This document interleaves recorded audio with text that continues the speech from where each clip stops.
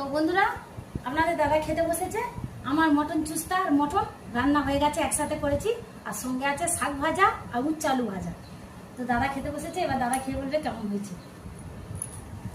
High বন্ধুরা, আজকের আমাদের রবিবারের দিন। আজকের ওই যে উচ্ছে ভাজা, তার সাথে কি দেখো শাক ভাজা, নোটে শাক ভাজা, নোটে শাক আর লাউ শাক, কালো জিরে আর ইয়ে দিয়ে একসঙ্গে ভাজা হয়েছে।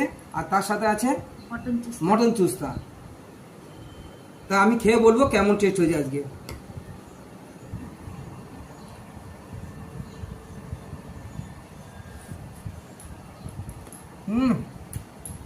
উচ্চ আলু ভাজা অসাধারণ।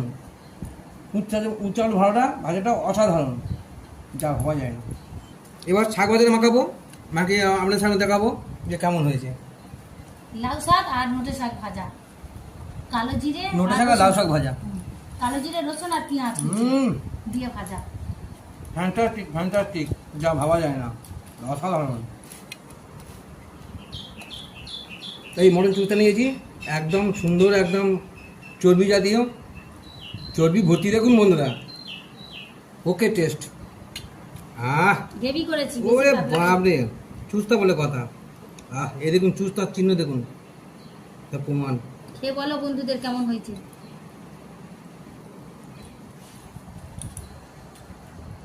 আমি খাচ্ছি ভালো। ও অসাধারণ, যা ভাবা যায় না। বন্ধুরা, পারলে বাড়িতে এখন বানিয়ে খাবেন মটন চুস্তা, তার সাথে চর্বি। মটন চুস্তা একসঙ্গে করেছি। এই চুস্তা সবকিছু বাটা মশলা। অতুলনীয়, যা ভাবা যায় না। পারলে বাড়িতে বানিয়ে এরকম খাবেন।